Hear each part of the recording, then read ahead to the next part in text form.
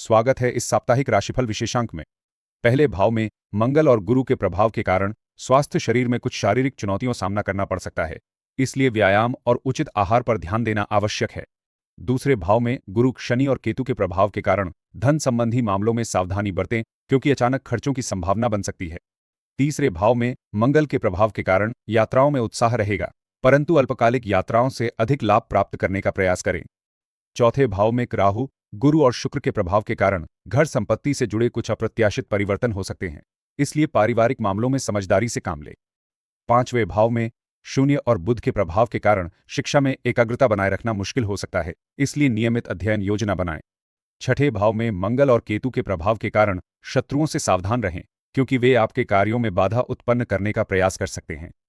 सातवें भाव और शनि के प्रभाव के कारण जीवन साथी के साथ संबंधों में तनाव की संभावना है, इसलिए धैर्य और समझदारी से व्यवहार करें। आठवें भाव में और राहु के प्रभाव के कारण अप्रत्याशित वित्तीय निवेश से लाभ प्राप्त हो सकता है, लेकिन जोखिमों का आकलन अवश्य करें। नवें भाव में गुरु और राहु के प्रभाव के कारण भाग्य आपके पक्ष में रहेगा, परंतु धार्मिक कार्यों में रुचि बढ़ाने से सकारात्मक परिणाम मिलेंगे। 10वें भाव में शुक्र, केतु और शनि के प्रभाव के कारण करियर में नई जिम्मेदारियां मिल सकती हैं, लेकिन कार्यस्थल पर सहयोगियों के साथ तालमेल बिठाना महत्वपूर्ण होगा। 11वें भाव में सूर्य, बुध और शनि के प्रभाव के कारण नेटवर्किंग प्रयासों से अप्रत्याशित लाभ हो सकता है, इसलिए सामाजिक संबंधों को मजबूत करें।